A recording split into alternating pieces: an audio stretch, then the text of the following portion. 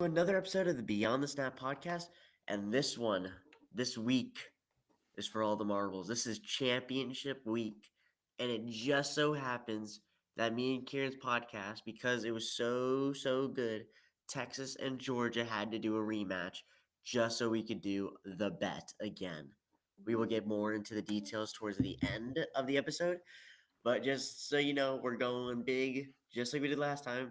This time, instead of Kieran dying is here, he'll be having to do something a little bit more embarrassing. But we'll get into that later. Alrighty, so we've been gone for a couple of weeks. I believe it's been 2 weeks without episodes. We're sorry to keep y'all waiting. The personal vids, I'm not even gonna make a promise anymore. They're probably never coming out anymore. That's all right though. You got us. You get us every single week from here on out. Not every 2 weeks, but every single week from here on out. Okay, so let's just kick us off with immediate reaction. So, of course, last week we didn't cover any of the games, but there was one game in particular, one game known as the Texas Showdown, where one team showed up and the other team forgot how to play football and started yelling and made their quarterback Marcel Reed look like a dumbass out on the field. But that's when we heard, Kieran, what happened in the Lone Star Shootout? Okay, so for me, this game really represents a couple of things. One is that Texas's defense is, I think, the envy of the land. You have what I would argue is the best secondary competing with maybe a Notre Dame, with Andrew Makuba, Jade Barron, and company absolutely wreaking havoc on opposing wide receivers. They were able to shut down an A&M wide receiving core that, while not elite, it is usually pretty good for the Aggies. And they're able to do that in a dynamic fashion and coming up to deliver hits and be a free runner in the run game as well. The defensive line also got to work. You saw Ethan Burke making that huge fourth down stop to seal the game for the Horns. You saw the defensive line continually getting pressure and penetration to stop a lot of runs in the backfield, which is really how that Aggie offense has been able to get going. They're able to make a cut on you, get 5 yards, get 7 yards, get an easy third downs, and really just pin you down the field. And the Texas defense just did not allow that to happen. I think they're one of the best in the country. An argument can be made for Ohio State, but as we will talk about later, Ohio State has some issues. Now, Yeah, and I mean, what did I take away from this game? I feel like the biggest issue here was the coaching. And I don't mean about the play calls and all of the shenanigans that went on during the game. I think it was the pressure that Mike Elko placed on his players rather than what Sark did, and that's what led Sark to win. I think Mike Elko, ever since that press week against Auburn, oh, we're so focused in on Texas. I mean Auburn. We're locked in on Auburn. No, you're not. I mean, that's like the clear as day example. I think Mike Elko put such a pressure on his players that it's Texas, it's the biggest game of the season. This is a 17-year-old rivalry. Y'all better be fired up. That they were way too nervous to play. And I think Sark treated it as any other game. Look, guys, we're playing against a team. We know what the stakes are. We know this is how we get to the SEC championship game. It's win and you're in. Just play the way we have. Play Texas football. Don't try to overdo it. And I think that's what led them to the win. And also, I think momentum had a lot to do with it. Going into the game, A&M had this whole like hype. Their entire school had like a practice session just about cheers and how to like beat Texas. they always do that. Just so you know, Oh, they always do that. they always do that. My bad, but I think the biggest thing was the momentum and the motivation that going forward on 4th and 1 at the very beginning of the game on the first drive, where the A&M Aggies went for it on 4th and 1, and they were stuffed. I think that's where the game lost a lot of momentum for the Aggies, and that's where it began for the Longhorns. Because then everything from there was just upward and onward. I mean, Michael Taff had probably one of the best games I've ever watched him play.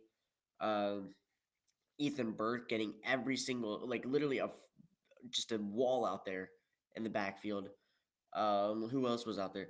Marcel Reed, the one guy you have to control, the QB, who is the most or tries to be the most dynamic quarterback. I honestly think it's now Lenore Sellers, but who tries to be dynamic and run with the ball, shut down. There was nothing with that offense that could literally work, and that's why they pitched a shutout on defense. If Quinn Ewers understood how to play football and how to not throw the ball into the other opponent's hands, maybe the score would have been 20-3 or whatever it ended up being. But that's what I personally took away. Insanely great defense performance by Texas. Carry that into the Georgia game. It will be a very big tool in helping you get the win. Yeah, and I'm going to dispute you on one thing here. We don't disagree very often, but I'm going to say that Mike Elko's coaching was about as good as it could have been. My point here is that I think Texas A&M has proved by sliding to Auburn and losing to Texas and sliding in this latter half of the season that they have met expectations. They've met expectations almost dead on the nose, right? And you really have to understand here that as A&M, they're still building a team. Marcel Reed is a freshman.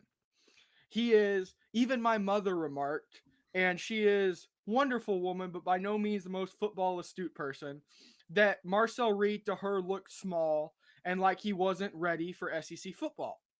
Now, I'm not saying he's not ready, but there's certainly more growth to be had.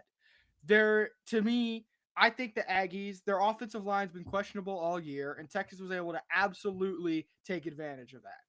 The receivers, they've been in and out, playing well, not playing well. The defense has been on or off.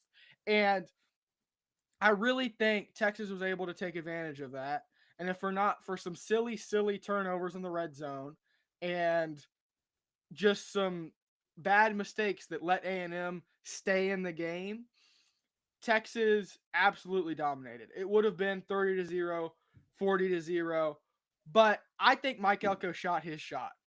He did what he knew he could. He had to go for it, had to swing the momentum because Texas, when Kyle Field was roaring, was more intimidated, more hesitant, and just that little half step behind that gave A&M a chance. But when they weren't, when the crowd was out of the game, it was over. So I think Mike Elko, he shot his shot. He was like the friend that's uglier than an ugly cow, just absolutely going for it, you know?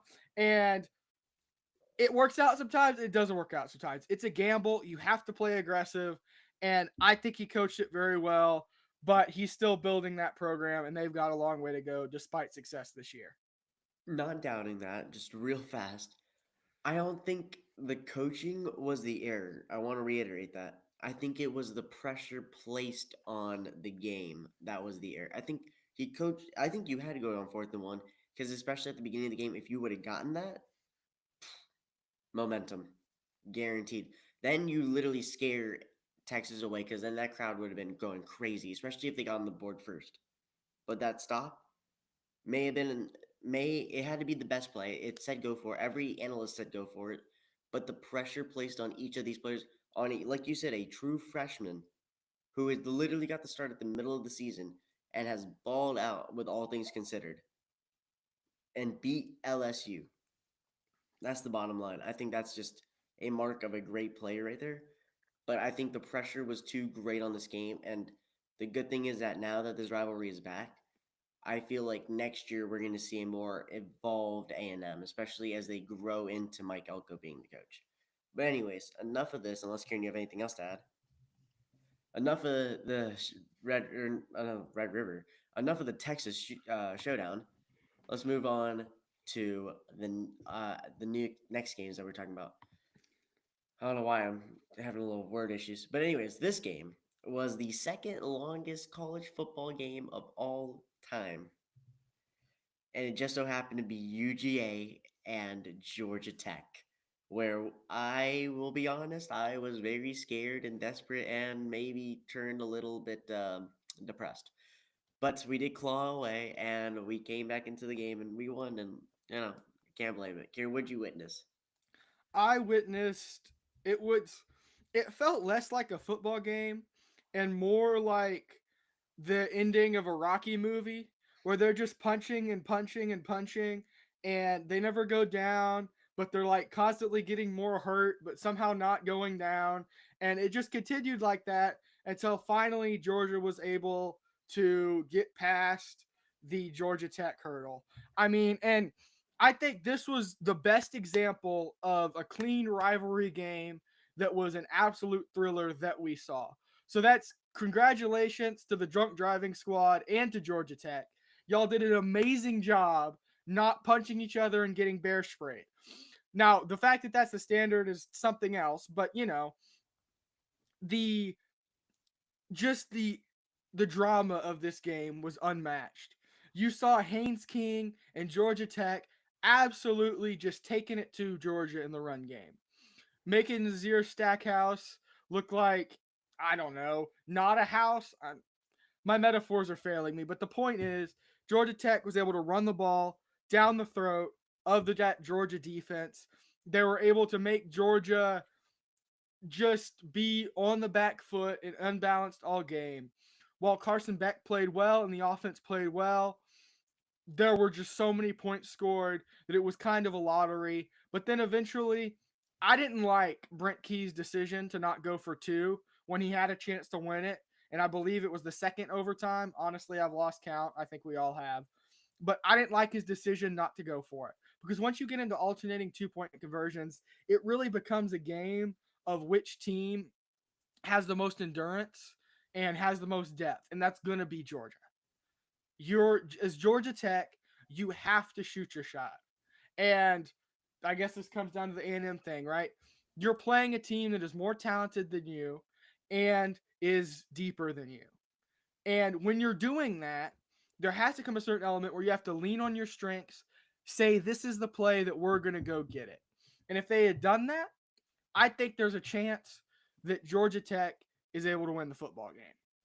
But when they don't do that and it drags on, your players are exhausted. You saw Haynes King visibly hurting. And then they just abandoned the run in favor of passing, which hadn't really worked for them all night, except setting it up off the run, which you can't do in a condensed field 2-point conversion setting. It just lended to a lot of disadvantages from Georgia Tech that ended in disappointment. And while Brent Key is building something great, I think he could have coached a little better in this one. Obviously, we're not here to throw rocks. Neither of us coach. I'm just saying you've got to think about that analytic and whether it's worth it to just send it and hope that you can get it on one play instead of trying to get it on 10. Yeah, and what do I think about the game? Honestly, I think both teams played very well towards the end. I think that it was like Kieran said, it was a good rivalry game. And this is exactly what you want. I openly say this and I'll say it again. You cannot predict rivalry games. They are almost unpredictable because you don't know which team wants it more. You don't know which team was craving the win more. It doesn't matter how good you are, in my opinion. I think if it is just that bad of a game, like if it is just like that hard of a rivalry, you will play your heart out just to see the other team fail. And I think we saw that with Syracuse Miami. We'll get into that later. But just talking about the Georgia game, I think it was Friday Night Lights. Everything was just like it was perfect. It was perfect cinema. Like the fact that you have Rocky taking on Apollo, like Kieran said, Apollo being Georgia. Even though this game was a little bit closer and people did predict the upset to happen or to maybe happen, it was just crazy to watch. And I think Georgia really won the game in the end because they started relying on that defense to really step up in the second and the latter and in the eighth overtime. And then they just said, you know what? What are we good at? Smash mouth football. Hand the ball off. Hand the ball off. That's how we scored our last two overtime touchdowns. And I think that's where we won the game. I think coaching could it have been better? Maybe, but like how much can you knock somebody who coached up a team that beat FSU in the beginning of the season? Granted, we don't know how good FSU was, but then went on and to beat up everybody literally in their path. They were just a wrecking ball. Them, Florida, and Kansas, I think were the three teams that were like named like the like havoc wreakers because they were like coming in, they were gonna create havoc. And Georgia Tech, I mean, you can't coach a better. It's hard to say that you coached a bad game when you took the two-time national champions, the two-time back-to-back national champions of 2020 and 2021 or 2022 and 2023. We win too many of them. I keep forgetting. And you take them to 8 overtimes. That is just an impressive feat. But yeah, that's all I got for that one. Alrighty. Moving on, I just mentioned them, but we can re-mention them. Why did my screen go black? Oh, there we go. Miami. Miami played Syracuse, and well, let's just say Miami went from 99% chance to make the playoffs to 0. Okay, Mike, what'd you see? So I really think that this is a case that so imagine Miami, right? And I know they're the Hurricanes and they're not an animal, but imagine personify Miami in your head. The whole team, Cam Ward and everything. And then imagine there's this wolf that's chasing Miami. And Cam Ward has used his athleticism and his football skills to duck, dodge, and avoid this wolf all season. Georgia Tech, it got him. And then it got him again against Syracuse.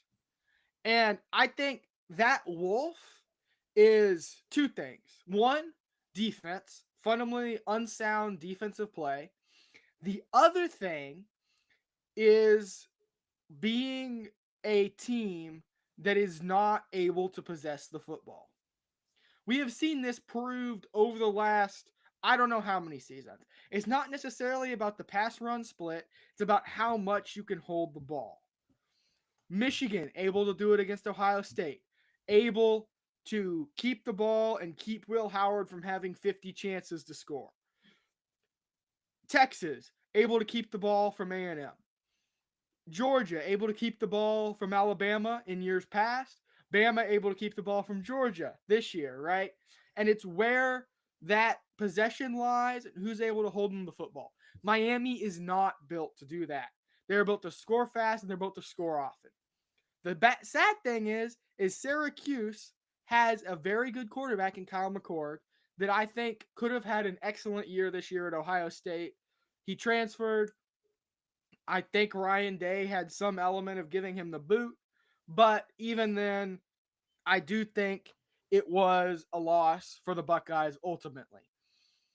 But you have to think that Miami has got to think about, and Mario Cristobal specifically here, has got to think about rebuilding the team, and not so much rebuilding, but reloading the team in a way that you can grind out and win football games. Because that's the Miami that I, see when I think of really great Miami football teams. I see a team that is absolutely smashing you on defense and is has good weapons, but is going to be able to dive the rock on offense and just drive it, right? And Miami wasn't able to do that, and that specter had been threatening them all season, threatened them against Cal, threatened them against so many other close games that they played, or where they pulled away late. It's still there, and Syracuse was just able to hang with them, punch a little bit higher, and get the win. Yeah. And I feel like this is just something that was destined to happen. I feel like everyone talks about, oh, Miami, they're such a high powered offense. Yeah, they have to be because their defense is bad, in my opinion. I feel like they let up way too many points. Miami has to have this emphasis of playing from behind, being the comeback kids, but yet it doesn't pay off. And I think this is just a long awaited reason on why not. I feel like all this overly hype, they're going to win the ACC. I felt like that was all pretentious and that was never going to fruition. And I feel like now we understand SMU really runs the table in this league. And this is just what happens with Texas. Sorry, it's just their first year. I mean, they can run the table. I mean, Texas is running the table, but Yeah, literally. That's what I was going to say. Texas, too. Texas is now the top of the SEC. And, I mean, what you going to do about it is the question. These two teams, they joined late and now they're just killing it. And my thing is, I feel like, again, I don't know if Syracuse has a strong rival against Miami, but they played like they did. They played their hearts out that entire game. And if you're Clemson right now, you're thanking them for getting you into the ACC championship game and potentially a playoff spot. That's all I got to say about that. yeah. And I want to just point something out here for a minute that this year there are an extraordinary amount due to realignment of teams who are new to the conference who can and might win the conference. You got Arizona State favored to win the Big 12. Texas favored to win the SEC. SMU favored to win the ACC, and Oregon favored to win the Big Ten. Those are 4 teams, all from different conferences. In addition to that, you've got Army playing at their place for the ACC championship game, AAC, against the Tulane Green Wave.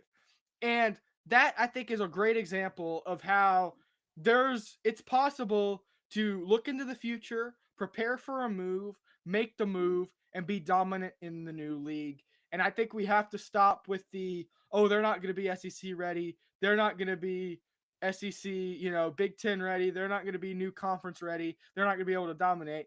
Unless you're Oklahoma, you can. Yeah, and I disagree with Kieran. I think he hit the nail right on the head. It's just rivalry week, rivalry week, rivalry week. This is exactly what you expect to happen, and this is what you got. Speaking of the unexpected, we have one more game to cover, and boy, is it a doozy.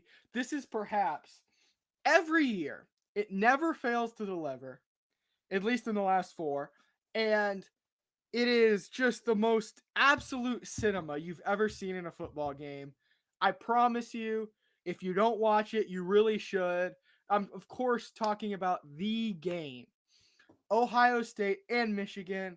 I went into this game thinking Michigan didn't have a prayer. I thought Ohio State was going to absolutely pants the crap out of Michigan. There were players like Jack Sawyer that had been veterans on Ohio State, had never won against Michigan, were 0-3, and this was their last chance. They didn't do it. And I really think that is a testament to what Michigan is. Less so what Ohio State is, and more so what Michigan is. Of course, the game was all about Ohio State. They made blunders, they made errors. But there was only one type of team that could take advantage of those blunders like Michigan did. You have to understand, these teams historically are built to beat each other as best they can. And Michigan is still that. Their quarterback play is not where it should be. But they still have a good running back. Their defense, especially the defensive line, is still locked down. And for the past, I believe it is 20 plus years, who wins the rushing battle wins the game. In the game, of course. And there is so much that goes into this game, but Michigan is built for it. Every year they're built for it. They're ready and they're able to take it to Ohio State, especially under Ryan Day. Because I think Ryan Day is too concerned about winning a championship. He's building these super teams that are focused on winning games in January, and he's missing the game in November. I think we've seen this a lot. They've had Michigan take it to them 4 years in a row. Now, is that necessarily indicative of complete failure on every level for most coaches? No. Is it indicative of failure at the levels that matter for an Ohio State coach? Yes. There are people that are furious about this. I know Ohio State fans that have gone into lockdown, sad, and this is the worst loss Ohio State suffered in their lifetime. And they're right. I mean, before the season started, I said I thought Ryan Day would lose to Michigan and get fired. I didn't think Michigan was going to be this bad, but he lost to Michigan. Fired is still pending, but that was one of my crazy predictions, and I really think that there are serious problems at Ohio State. You've built the most stacked roster ever. You have Caleb Downs. You've got veteran linebackers, including JT Tolomolau. You have the best defensive roster, I think, that we've ever seen. You have a star freshman wide receiver, a star veteran wide receiver, 2-star veteran wide receivers, an offensive line that's been banged up at times, but should still be really good, a transfer quarterback who can lead the team like you need him to, and the 2 best running backs of anybody in the country. Anybody in the country. Remember what Quinshon Judkins did last year at Ole Miss. Michigan stuffed him. Remember what Travion Henderson did last year with Ohio State. Absolutely stuffed by Michigan. Now, is this a game plan thing because they just ran straight at Michigan's defensive line? Maybe. But even then, you have to say that maybe that back finds a hole. Maybe he makes a cut. maybe he's able to get upfield on a weaker Michigan secondary and linebacker core. They didn't even play with Will Johnson. And they were still able to beat Ohio State. You have a generationally stacked roster, like Georgia 2022 stacked, like bulldoze everyone and win the national championship. And you've dropped a game to Oregon, who is a very good team, and you lost by 1. And you've dropped a game to Michigan, who's 7-5 and got absolutely gobsmacked by Texas. Yep. I do not see how this is an acceptable standard for the Ohio State athletic department and their football team. The only part where I will speak on this is, sure, you lost to Michigan. Michigan is not a good team this year. Let's get that out the way. They are a decent team. Not good, not great, and for sure not a playoff team. But it is rivalry week. And this is where I think Mike Elko went wrong. I think Sharon Moore, instead of emphasizing it as, oh, we win, because of course these two teams had way different stakes, right? Both things were like way out of hand. One is you get into the SEC championship game. The other is like, I don't even remember. The other team, Michigan, is like, well, we have nothing really to lose now. We're just going to make like Amarillo Bowl. The other team's going to make the SEC and go to Atlanta. So I think where you really went wrong here is the fact that, at least, so for Mike Elko, what I'm saying is Mike Elko, he probably put too much emphasis. Oh, we have to win, blah, blah. All Sharon Moore said was, win or lose, it doesn't matter. If we lose it, everybody expected us to. But if we win, we get to crush the Ohio State Buckeyes' entire fan base. We get to party like there is no tomorrow and watch this team cry as they give up their 2 seed and go down to 7 or 8. This is what teams are made of. And yeah, I think it was just a generational game by the entire Michigan team. I think well coached, well played, insanely good defense, shockingly. And I mean, if you're Ryan Day, yeah, you got to figure out something, because I was watching the game, of course, I believe everybody was. And the first thing that it pulled up was the 3 things on Ohio State's bucket list: beat Michigan, win the Big Ten, win the Natty Chip. In one game, you lost 2 of those possibilities. So now you're left with winning the national championship. If he does not win it this year, if he gets a first round exit, it's over. Move him to the next team, fire him and Chip Kelly, and restart. If he wins the national championship, fair dues. He can stay. He can continue to build a team. But I mean, it's Michigan, for crying out loud. Like, I don't care about what rivalry it is. You are at home. You have the entire fan against you. Like, Michigan should not have won this game. Michigan should not have won this game. But yet they found a way to. And that's actually where I asked Kieran a good question. Kieran, do you think it is okay, after you beat your rival, to plant your flag in the middle of their field? Yes or no? Yes.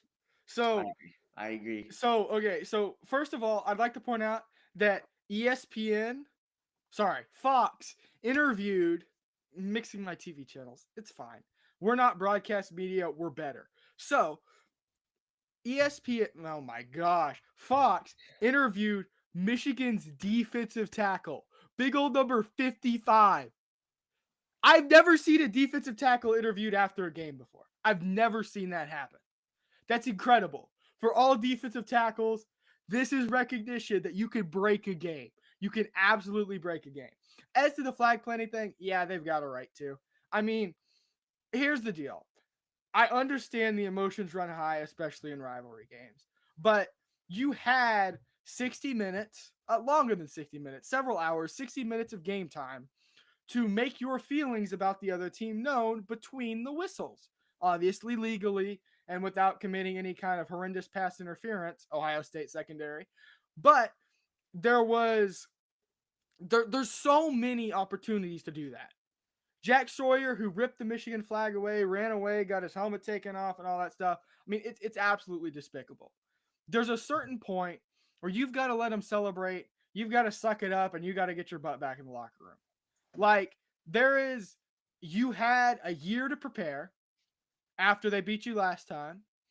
You have a better roster. You should have won. They upset you. It is I believe that it is perfectly okay. Is it the most sportsmanship thing? No. Would I do it if I was on Michigan's team? Hell yeah. So I don't see really why, I'm not expecting to fight with you over it. Like, it's not going to be there forever. It's not like it's the flag on the moon. No, it'll be gone with us back on the team bus and sold to the highest bidder in an NIL auction. Yeah. But it's not permanent. It's not going to cause any real monetary damage. And sure, it'll make some cool pictures for the Instagram, but do you really care about that? You should be more upset about losing the game. If you're going to fight before they plant the flag, you know, don't do it. But if you're going to fight, do it then. Don't do it after they planted the flag, after they've whooped you. Please don't. It's not worth it. Yeah, and all I would say is I think it is perfectly reasonable to plant the flag, and I would do it 100 times out of 100 times. The only part I agree with main part I agree with Kieran. I agree with him on like half of what he on most of what he said. The number one thing is, look, do not fight me after I just kicked your ass in a football game. If you really care that much about me planting the flag, then you should have beaten me in the game. If you really care that much, don't fight me afterwards. You just lost. Go into the locker room and go cry about it, okay? If you really care that much about a flag being planted at your home field, which you are expected to defend, and then you fight me, then that's just dumb. Because then that just shows me what your morals are. You care more about a silly flag being planted on your stadiums, being like, man, they don't deserve to put the flag there. They don't. Well, I don't care. If you really care that much, you would have played harder. You would have given it everything you got, and you clearly didn't because you let them beat you. If a team beats you and they want to plant the flag, you walk away and you worry about it next year and you use it to fuel you next year. And for Ohio State, you have 4 years of fuel just burning away doing absolutely nothing. So I don't know what y'all are doing over there. Do not fight after the flag. If you want to fight during the middle of the game, gladly. That makes sense. Because you just want to fight, get it out the way. Just let them fight. Let them kids be kids. But if you want to fight me after the game, after I'm exhausted, after all the adrenaline's gone, what's the point of all that? If you're gonna fight, do it during the organized fight between the whistles. And if you're too mad about someone planting a flag, beat them in the game. Bottom line. There you Okay. go. That is expressly the finest quality Kirtan rant and rave. It does not get any better than that. And now we move to the BFERPPP. For those of you that don't know, this is the Beyond Football Excellence Rating Playoff Predictor Poll. That's right. We've cut 25 to 12, which is something like having it. I'm not sure, but it is right here and it is glorious. This is our playoff predicted bracket. Now, are we sure what's going to happen? No. Does the computer give us numbers and do we use them? Yes. Did we make a ranking from 1 to 12, including the auto bids? Yes. Are we going to share it with you now? Yes. Kirtan, take it away. Alrighty, let's just break this down. And don't get mad at me. We did this at a rush. Next time, I promise you it's going to look pretty. We're going to have logos. We're going to have color on it. Don't mind that it's a PDF. We're going to clean it up next time. But, anyways, let's just get straight into it. Look at the four teams that are all sitting by themselves already in the quarterfinals. You have Oregon, you have Texas, you have SMU, and you got Boise State.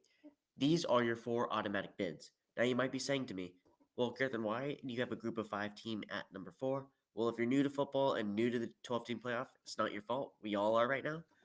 The group of five team is always given the 12th seed unless a group of five team is ranked higher than one of the projected winners of the other championship games.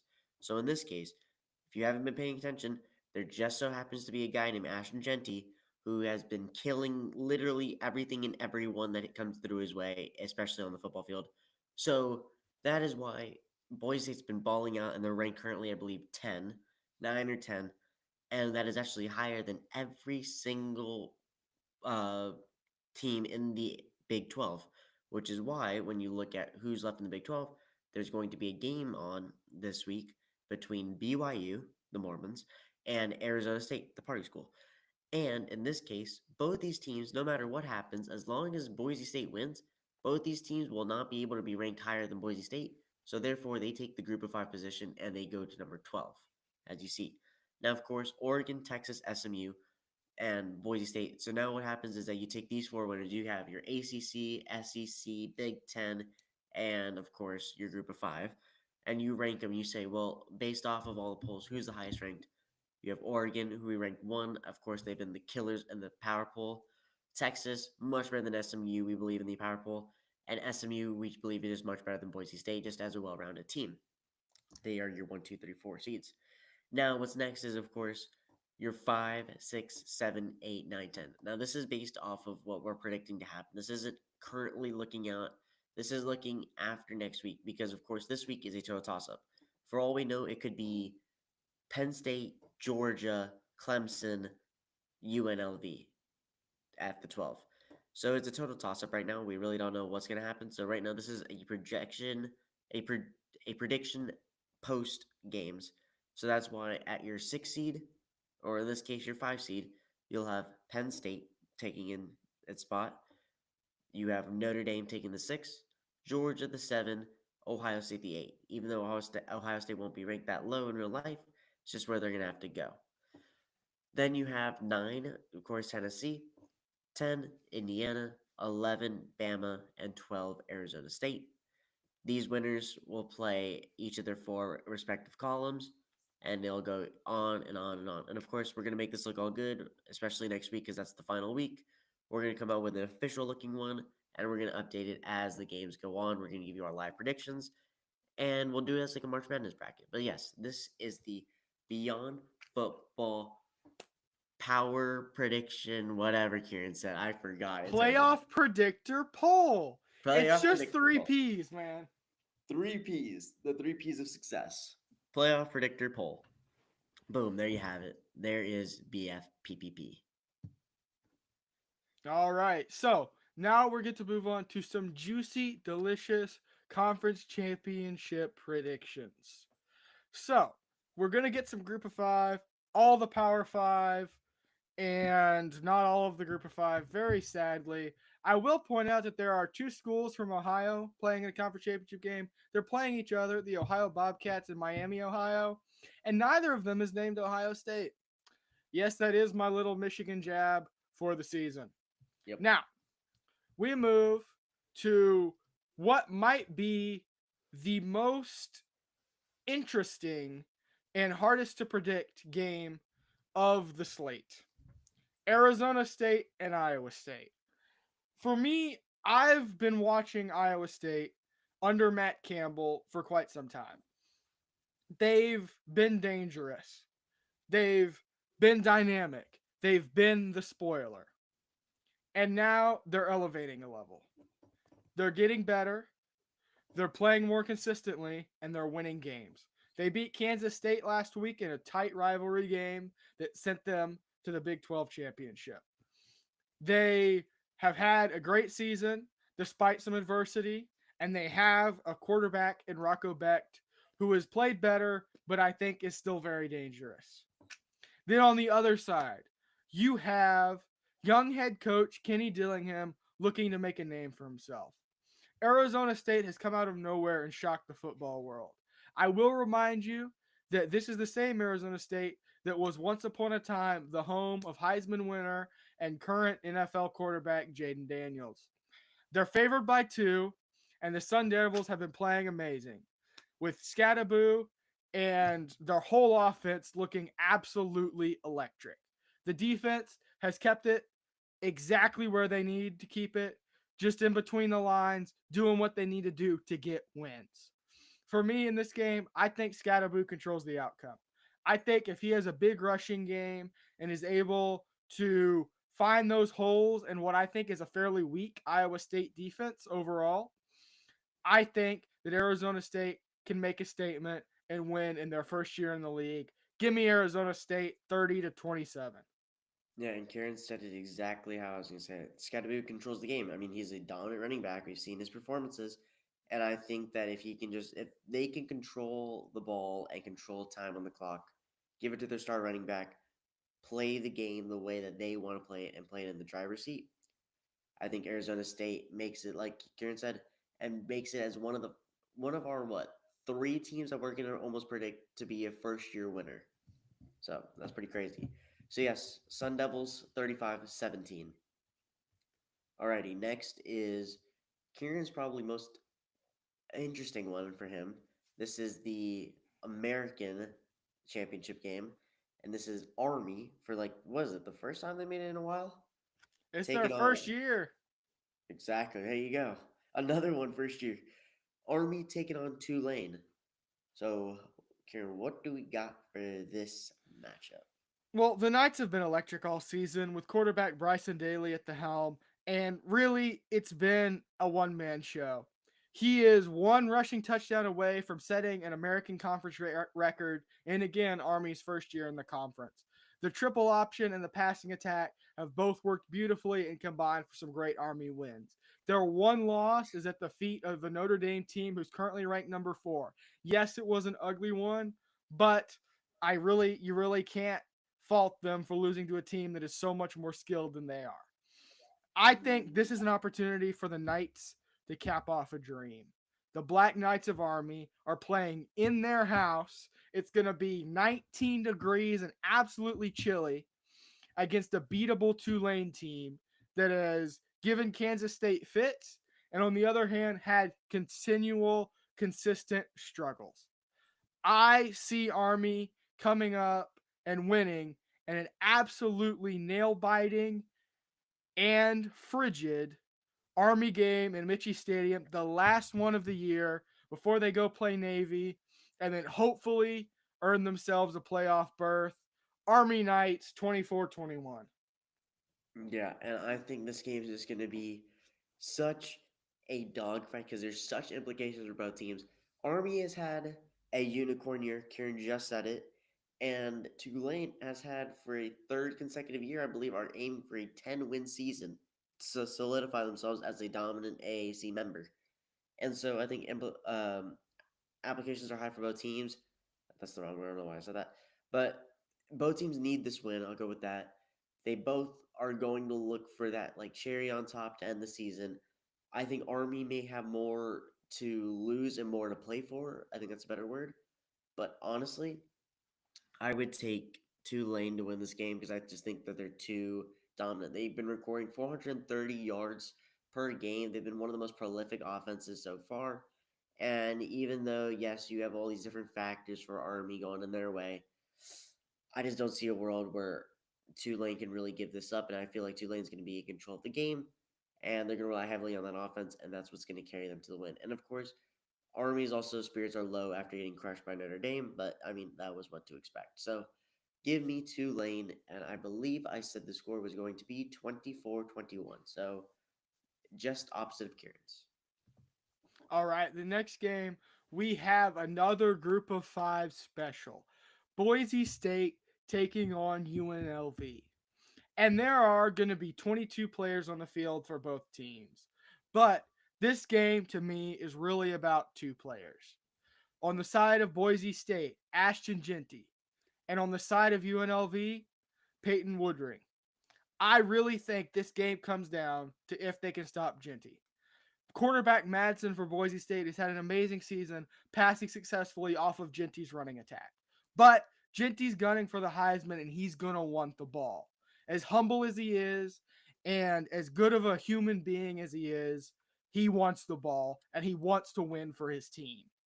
I think they can do it, but I don't think they're going to get past without Woodring and that defense putting up a fight. UNLV's been great all year. They've had a very consistent offense despite being very, very young, and a gritty, hardened senior defense that is going to absolutely fight for every inch on those 100 yards. I think that Boise State is able to win it. I also hope Genty has a great performance to help him get to that Heisman victory. I think Boise State wins it 34-27. How do I stay humble with this one? There's no stopping Genty. I don't believe so. I think this man has too. I don't even think he cares about winning the game. I truly don't. I think, yeah, maybe, okay, or I think at some degree he does, right? Of course, he wants to win for his team. But this guy wants to go win the Heisman. He's openly said it. He openly believes it. Micah Parson believes that he should deserve it. And I think Ashton Genty, no matter what happens, you could put 12 in the box for all I care. You are not stopping this man. You could empty the sidelines and throw him on the field, and this guy is still going to rush for 250 yards and 3 TDs. I think that is just the way this game is going to go because he's going to gun for a position to win. He's going to put his team in a position to win, and he's looking for the Heisman Trophy. Give me Ashton Genty and the Boise State team to win this game approximately 31-21. Alrighty, that wraps up our group of 5 play. Now let's get into the power conferences. Kicking it off, ACC football. Clemson, SMU. Well, who do you have, Kieran? I think this game comes down to a couple of things. There is the really just absolutely impressive style of football that SMU has played. It's their first year in the league. Last year, they did not beat a group of 5 team. This year, they've only lost to one. They didn't beat a Power 4 team. My bad. Holy moly. All right. Yeah. And SMU has been rolling. Their offense has been electric. They've been super consistent, and the defense has gotten things done. I really think the Ponies are in a position to win an ACC championship here. The quarterback, absolutely outstanding. They've switched him in mid-season, and he's doing great, unlike some other programs we know. But I really think SMU has a chance to take it to Clemson. I think they get the tight win and deny Clemson the playoff spot 24-20. I think that's a very reasonable prediction. I think SMU has played out of their mind and exceeded all expectations that were placed on them. However, I do have this weird loyal feeling to Clemson. I don't know what it is.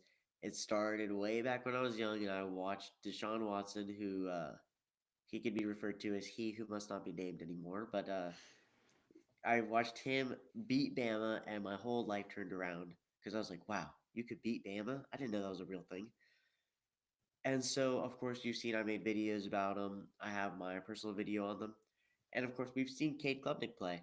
I've seen him at the high school level, I've seen him at the college level, and I think he's phenomenal. And I don't know if Clemson will lose because I think Clemson is a blue blood of the ACC, and they are always there no matter what. They are always in it to win it. And now I think they're just going to take it to heart now. They're going to realize we got one game to make the playoffs. We shouldn't even be in the playoff position. Like, this is just totally out of the blue. Thank you, Syracuse, for doing what you had to do to get rid of Miami. Now it's down to us. We have nothing to lose, literally nothing to lose. Let's go make a playoff spot. And same thing can be said for SMU, saying, look, if we win, they're even if we lose, the playoff committee, they hate us. They're not going to let us in because they're going to say we have bad losses. But we need to win. But I think Clemson just knows the game more and have been in the position more. They're out here to win. So give me Clemson. What was I saying? Give me Clemson 30-27. There you go. So, the next game we have is one of the two most important. There are some Nittany Lions hungry for a Big Ten Conference championship, and only the Ducks stand in their way. Penn State and Oregon, Aller versus Gabriel, Carter versus a potential Joe Moore award-winning offensive line for Oregon. I really think that this game has the potential to be an absolute firecracker, and it has the potential to be an Oregon steamroll. Oregon, they've played great all year. Haven't lost a game. The only major undefeated team left. I don't really think that they're going to drop one here, but I think it's certainly possible. You have Abdul Carter, the menace off the edge, number 11, and I think that there's a chance that he has a great game. Now, the only problem is they're going to line him up everywhere. He's going to rush inside. He's going to rush outside. He's going to drop into coverage. He's going to do all these things. But Oregon's offensive line is one of 3 that could be nominated for the Joe Moore, that is nominated and could win the Joe Moore Award. You also have to consider Penn State it's like Imperial officers when Darth Vader's around. They tend to just choke. And I don't know how they're going to shake that here. I think for what Ohio State has in talent, they lack in consistency. And Penn State lost to Ohio State. I don't really see them getting the win against Oregon. I just don't see that many situations where it happens. You've got a great running back duo. You have a good quarterback. They've got a better quarterback and a great running back. They've got a better O line. They have better weapons. And I think their defense is more consistent. If Oregon's defense shows up and is here to play, it's an Oregon victory 35-24. Yeah.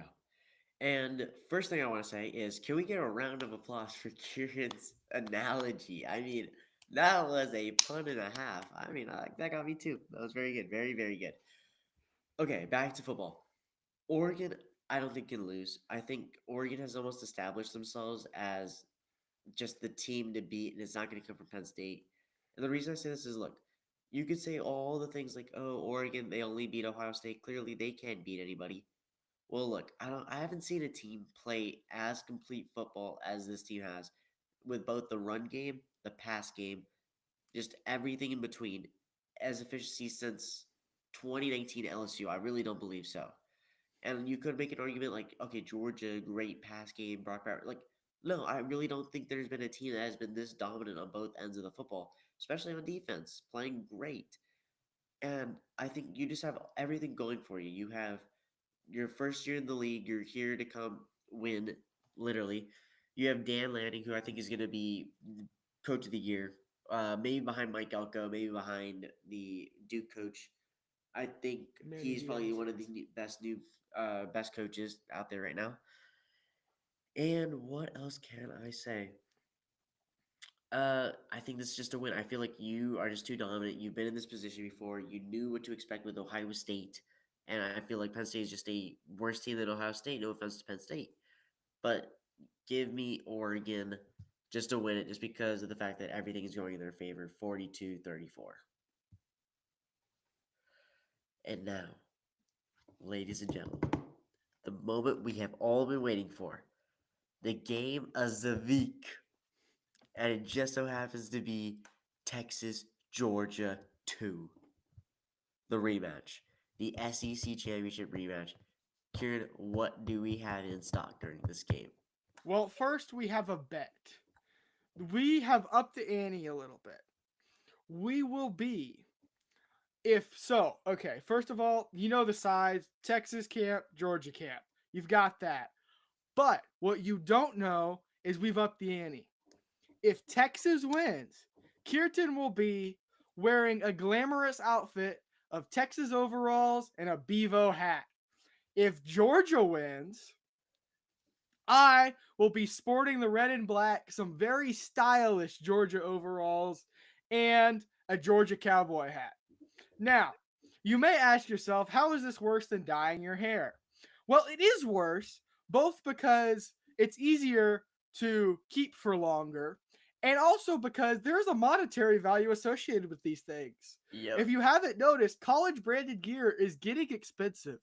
So there is definitely something on the line here. We will both be watching this game very anxiously, and you might even get a watch party. No promises, but maybe.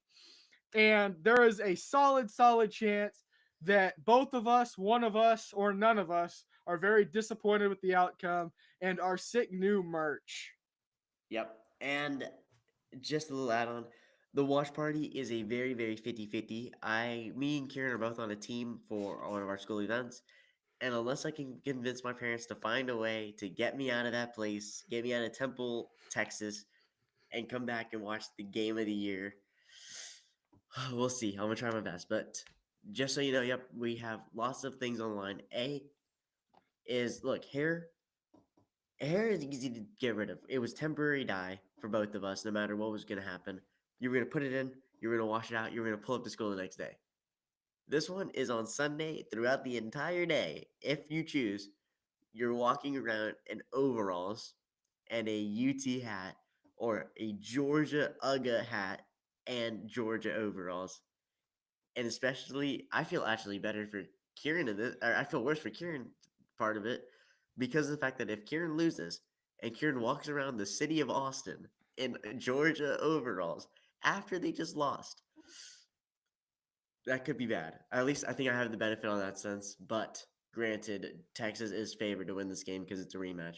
So anything could happen. We will be sporting it. We will be posting it on the socials. And yeah, this is going to be kind of crazy. But yes, what can we expect from the game? Defense wins the game. Defense wins championships, literally.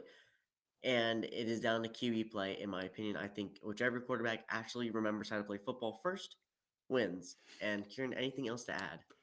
Um, you know, so there are two quarterbacks who should have been arguably two of the best in the league this year.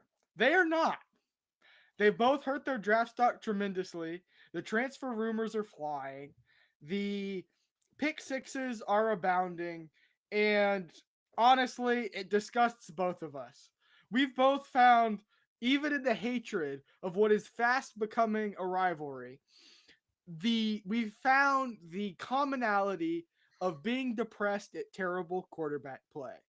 Quinn Ewers, he fumbled it in the red zone, and he threw a pick six in the red zone to our hated rivals, the game he should have been most motivated for. Now, that did come with more quarterback mobility, but if quarterback mobility comes with fumbles, stay in the pocket, Quinn. But on the other side, Carson Beck, interception city. So is Quinn Ewers, to be fair. I really, really hope they're able to find the guys on their team in the right colored jersey. Even though we're switching clothes, find the guys on your team, please, and make this an interesting game. On the other side, you have two defenses that have been absolutely lights out, except for the Alabama game. So you're able to have a potential matchup of Titans, the clash of Colossuses. Colossi? We don't know. We're not good at English grammar. My SAT grammar score is atrocious, but we're moving on. So, to me, I think this comes down to quarterback play, exactly like my partner in crime, literally, Kirtan said. I really think that if Texas is able to get good quarterback play out of Quinn Ewers, or bring in Arch and he's the star. But if they're able to get that, they win the game. If Georgia's able to get better quarterback play out of Carson Beck, they win the game. So I really think this just comes down to the guy standing in the pocket and how well the offensive line can block. If you can have a dominant performance on the lines of scrimmage, if Texas dominates Georgia on up front, on defense, and on offense, easy Texas win. But if that doesn't happen, you're looking to Quinn Ewers to make some big plays with an electric receiving core. I have, obviously, y'all all know Texas, but I still do think it's going to be a squeaker, 20-17. Yeah, and I think that this is almost a entire. I don't know. I feel like it's going to be an entire flip of what we saw in the regular season. In this case, Georgia now has home field advantage, being in Atlanta. And now, instead of the underdogs, I mean, Texas is still the favorites, but now Texas has a reason to dig deep and win, the same reason why Georgia had that reason to win during the regular season. It's going to be a slug fight, but of course, I got to back the red. Black and red is going to win this game 24-20. The dogs. So that, I'm afraid, will conclude this episode of the Beyond the Snap podcast. Thank you to all three of our live listeners. We are looking at the numbers. We do appreciate you. You are important to us. I know it's really late at night, and we didn't announce this before we were going to do it. Yes, we are bad at this social media networking thing, but is our podcast amazing? I don't know. Hey, look, more live viewers. Podcast is amazing. Thank y'all so much. Y'all are why we do it, and also because we like to talk about college football a lot. But thank you very much. And Kirtan, final thoughts. Georgia's going to win. That's all I can say. That's all he can say until he's dressed up in Texas overalls. We'll wait until you have to buy the overalls. Yep, that's what I was about to say. Alrighty. Peace.